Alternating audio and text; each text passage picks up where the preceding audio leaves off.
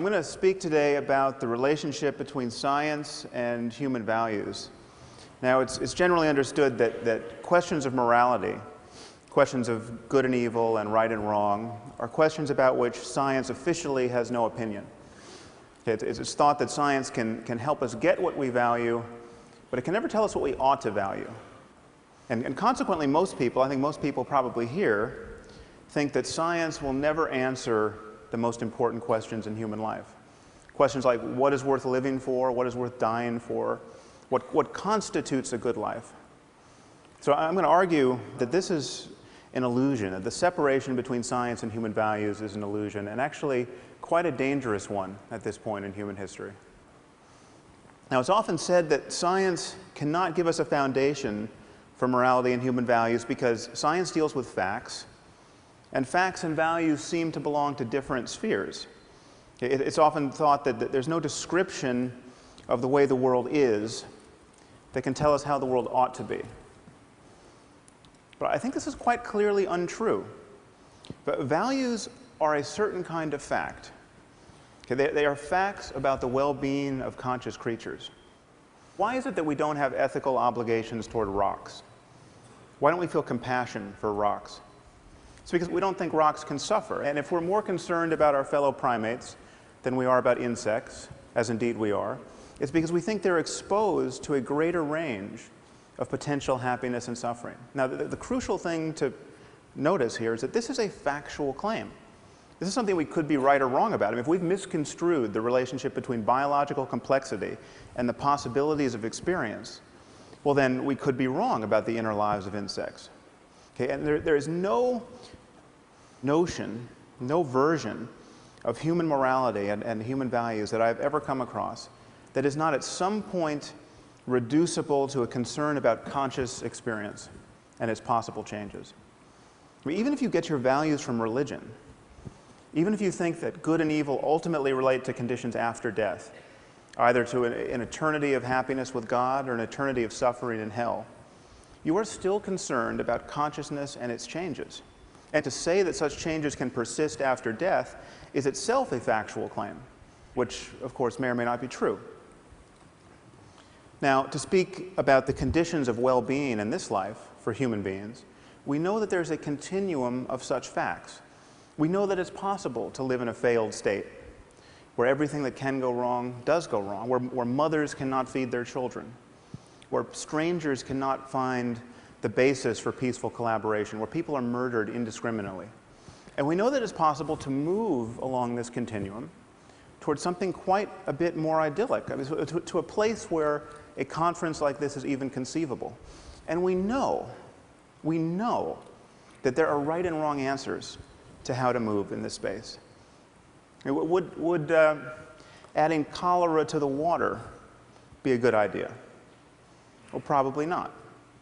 Would it be a good idea for everyone to believe in the evil eye so that when bad things happen to them, they immediately blame their neighbors?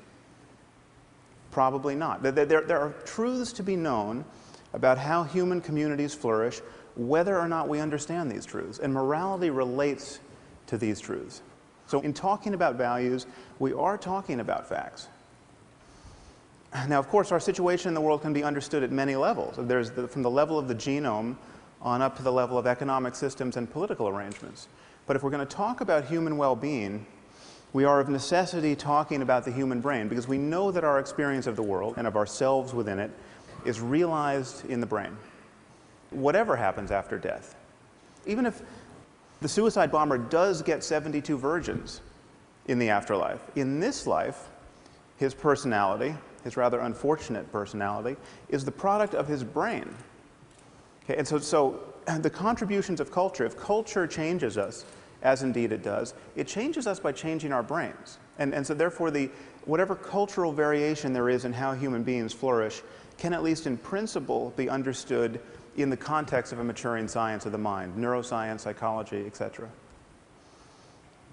So what I'm arguing is that values reduced to facts about the conscious experience of conscious beings, and we can therefore visualize a space of possible changes in the experience of these beings. And I think of this as a kind of moral landscape with peaks and valleys that correspond to differences in the well-being of conscious creatures, both personal and collective. And one thing to notice is that perhaps there are states of human well-being that we rarely access, that few people access, and these await our discovery. Perhaps some of these states can be appropriately called mystical or spiritual. Perhaps there are other states that we can't access because of how our minds are structured, but other minds possibly could access them. Now, let me be clear about what I'm not saying. I'm not saying that science is guaranteed to map this space, or that we will have scientific answers to every conceivable moral question. I don't think, for instance, that you will one day consult a supercomputer to learn whether you should have a second child, or whether we should bomb Iran's nuclear facilities, or whether you can deduct the full cost of TED as a business expense. But if questions affect human well-being, then they do have answers, whether or not we can find them. And just admitting this, just admitting that there are right and wrong answers to the question of how humans flourish, will change the way we talk about morality, and will change our expectations of human cooperation in the future. And for instance, there are 21 states in our country where corporal punishment in the classroom is legal, where it is legal for a teacher to beat a child with a wooden board hard, raising large bruises and blisters and even breaking the skin. And hundreds of thousands of children, incidentally, are subjected to this every year. The locations of these enlightened districts, I think, will fail to surprise you. We're not talking about Connecticut. And the rationale for this behavior is explicitly religious. The creator of the universe himself has told us not to spare the rod lest we spoil the child. This is in Proverbs 13 and 20 and I believe 23.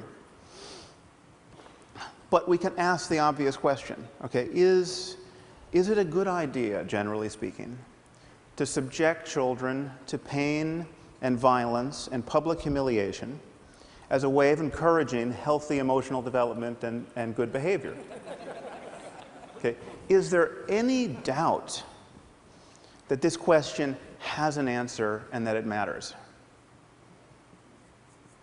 Now, many of you might worry that the notion of well-being is truly undefined and seemingly perpetually open to be reconstrued. And so then how, therefore, can there be an objective notion of well-being? Well, consider by analogy the concept of physical health. I mean, the concept of physical health is undefined, as we just heard from Michael Spector. It has changed over the years. When this statue was carved, the average life expectancy was probably 30. It's now around 80 in the developed world. There may come a time when we meddle with our genomes in such a way that not being able to run a marathon at age 200 will be considered a profound disability. You know, people send you donations when you're in that condition. Notice that the fact that the concept of health is open, genuinely open for revision, does not make it vacuous. Okay, the distinction between a healthy person and a dead one is about as clear and consequential as any we make in science. Now, another thing to notice is there may be many peaks on the moral landscape. There may be equivalent ways to thrive. Okay, there may be equivalent ways to organize a human society so as to maximize human flourishing. Now, why wouldn't this undermine an objective morality? Well, think of how we talk about food. I would never be tempted to argue to you that there must be one right food to eat. There's clearly a range of materials that constitute healthy food. But there's nevertheless a clear distinction between food and poison. Okay, the fact that there are many right answers to the question, what is food, does not tempt us to say that there are no truths to be known about human nutrition. Now, many people worry that a universal morality would require moral precepts that admit of no exceptions. So for instance, if it's really wrong to lie, it must always be wrong to lie. And if you can find an exception, well, then there's no such thing as moral truth. Now, why would we think this? Consider, by analogy, the game of chess. Now, if you're going to play good chess, a principle like don't lose your queen is very good to follow. Okay, but it clearly admits of exceptions. I mean, there are moments where losing your queen is a brilliant thing to do. There are moments where it's the only good thing you can do. And yet, chess is a domain of perfect objectivity. The fact that there are exceptions here does not does not change that at all. Now, this brings us to the sorts of moves that people are apt to make in the moral sphere. Okay? Consider the great problem of women's bodies. What to do about them? Well, this is one thing you can do about them. You can cover them up. Now, it is the position, generally speaking, of our intellectual community that, while we might not like this, we might think of this as wrong in Boston or Palo Alto. Who are we to say that the proud denizens of an ancient culture are wrong to force their wives and daughters to live in cloth bags? I mean, who are we to say even that they're wrong to beat them with lengths of steel cable or throw battery acid in their faces if they decline the privilege of being smothered in this way? Okay, well, who are we not to say this? Who are we to pretend that we know so little about human well-being that we have to be non-judgmental about a practice like this? I'm not talking about voluntary wearing of a veil. I mean, women should be able to wear whatever they want, as far as I'm concerned. But what does voluntary mean in a community where, when a girl gets raped, her father's first impulse, rather often, is to murder her out of shame? Just let that fact detonate in your brain for a minute. Your daughter gets raped, and what you want to do is kill her.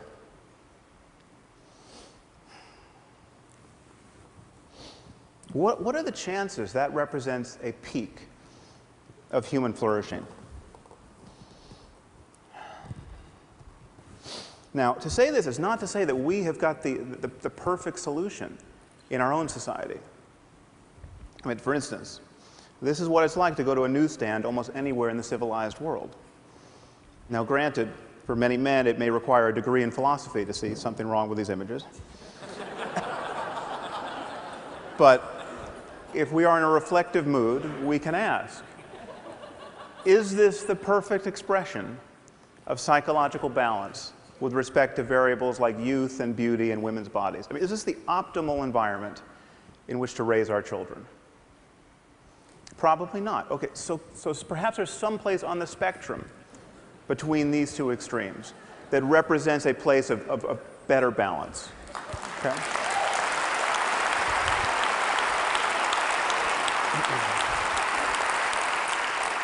But perhaps there are many such places. I mean, again, given other changes in human culture, there may be many peaks on the moral landscape.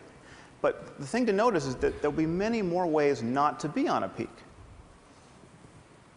Now, the irony, from my perspective, is that the only people who seem to generally agree with me and who think that there are right and wrong answers to moral questions are religious demagogues of one form or another.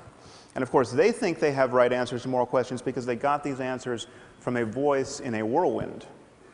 Okay, not because they made an intelligent analysis of the causes and condition of human and animal well-being. And in fact, the endurance of religion as a lens through which most people view moral questions has separated most moral talk from real questions of human and animal suffering. This is why we spend our time talking about things like gay marriage and not about genocide or nuclear proliferation or poverty or any other hugely consequential issue. But the demagogues are right about one thing. We need a universal conception of human values. Now, what stands in the way of this? Well, one thing to notice is that we do something different when talking about morality, especially secular, academic, scientist types. When talking about morality, we value differences of opinion in a way that we don't in any other area of our lives. So, for instance, the Dalai Lama gets up every morning meditating on compassion, and he thinks that helping other human beings is an integral component of human happiness. Okay, on the other hand, we have someone like Ted Bundy. Ted Bundy was very fond of abducting and raping and torturing and killing young women. Okay, so we appear to have a genuine difference of opinion about how to profitably use one's time. Okay. Most Western intellectuals look at this situation and say, well, there's nothing for the Dalai Lama to be really right about, or for Ted Bundy to be really wrong about, that admits of a real argument that it potentially falls within the purview of science. Okay, that he likes chocolate, he likes vanilla. There's nothing that one should be able to say to the other that should persuade the other. Now notice that we don't do this in science. On the left you have Edward Witten. He's a string theorist. If you ask the smartest physicists around, who's the smartest physicist around, in my experience, half of them will say Ed Witten. The other half will tell you they don't like the question. So, what would happen if I showed up at a physics conference and said string theory is bogus? You know, it doesn't resonate with me, it's not how I choose to view the universe at the smallest scale, I'm not a fan. Okay, well, nothing would happen because I'm not a physicist. I don't understand string theory. I'm the Ted Bundy of string theory. Okay? I wouldn't want to belong to any string theory club that would have me as a member. Okay? But this is just the point. Okay? Whenever we are talking about facts, certain opinions must be excluded. That is what it is to have a domain of expertise. That is what it is for knowledge to count. How have we convinced ourselves that in the moral sphere there is no such thing as moral expertise, or moral talent, or moral genius even? How have we convinced ourselves that every opinion has to count? How have we convinced ourselves that every culture has a point of view on these subjects worth considering? Does the Taliban have a point of view on physics that is worth considering? No. Okay. How is their ignorance any less obvious on the subject of human well-being?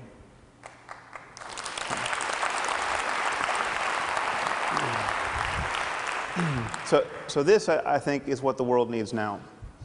It needs people like ourselves to admit that there are right and wrong answers to questions of human flourishing. And morality relates to that domain of facts. It is possible for individuals, and even for whole cultures, to care about the wrong things. Which is to say, it's possible for them to have beliefs and desires that reliably lead to needless human suffering. Just admitting this will transform our discourse about morality. Okay, we live in a world in which the boundaries between nations mean less and less, and they will one day mean nothing. We live in a world filled with destructive technology, and this technology cannot be uninvented. It will always be easier to break things than to fix them. Okay, it seems to me, therefore, patently obvious that we can no more respect and tolerate vast differences in notions of human well-being than we can respect or tolerate vast differences in the notions about how disease spreads, or in the safety standards of buildings and airplanes. We simply must converge on the answers we give to the most important questions in human life. And to do that, we have to admit that these questions have answers. Thank you very much.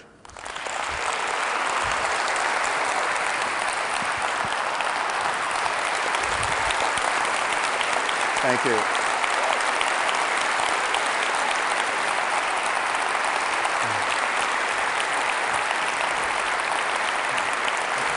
I've got a question. Sure. So, some combustible material there. Yeah. Whether in this audience or people elsewhere in the world hearing some of this may well be doing the screaming with rage thing after as well, some of them. Language seems to me is really important here. When you're talking about the veil, you're talking about women dressed in cloth bags. You know, I've lived in the Muslim world, spoken with a lot of Muslim women, and some of them would say something else. They would say, no, you know, this is a celebration of female specialness. It helps build that, and it's an expression, it's a result of the fact that, and this is arguably a sophisticated psychological view, that male lust is not to be trusted. Right. I mean, can you engage in a conversation with that kind of woman without seeing kind of cultural imperialist? Yeah, well, I think this is, I tried to broach this in a sentence watching the clock ticking, but the question is, what is voluntary in a context where men have certain expectations and certain, and you're guaranteed to be treated in a certain way if you don't veil yourself. And so if anyone in this room wanted to wear a veil or a very funny hat or tattoo their faces. Or, I mean, I think we should be free to voluntarily do whatever we want, but we have to be honest about the constraints that these women are placed under. And so I think we shouldn't be so eager to always take their word for it, especially when it's 120 degrees out and you're wearing a full burqa. A lot of people, want to believe in this concept of moral progress, but can you reconcile that? I think I understood you to say that you could reconcile that with a world that doesn't become one-dimensional, where we all have to think the same. Paint your picture of what, rolling the clock 50 years forward, 100 years forward, how you would like to think of the world, balancing moral progress with richness. Well, I think once you admit that we are on path toward understanding our minds at the level of the brain in some important detail, then you have to admit that we are going to understand all of the positive and negative qualities of ourselves in much greater detail. So we're going to understand positive social emotion, like empathy and compassion.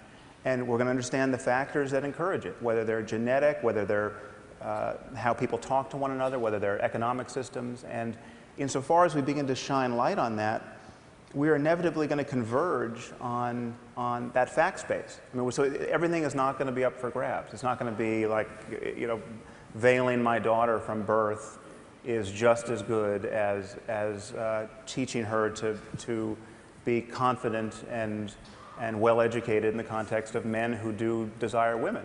So I mean, I don't think we need an NSF grant to know that compulsory veiling is a bad idea. But at a certain point, we're going to be able to scan the brains of everyone involved and actually interrogate them. I mean, do people love their daughters just as much in these systems? And I think they're clearly right answers to that. And if the results come out that actually they do, are you prepared to shift your instinctive current judgment on some of these issues? Well, yeah, modulo one obvious fact that you can love someone in the context of a truly delusional belief system, so that you can say, like, because I knew my gay son was going to go to hell if he found a boyfriend, I chopped his head off, and that was the most compassionate thing I can do. If you get all those parts aligned, yes, I think you could probably be feeling the emotion of love. But again, then we have to talk about well-being in a larger context. And it's all of us in this together. It's not one man feeling ecstasy and then blowing himself up on a bus. Sam, this is a conversation I would actually love to continue for hours. We don't have that, but maybe another time. Thank you for coming to TED. Really an honor. Thank you. Thank you.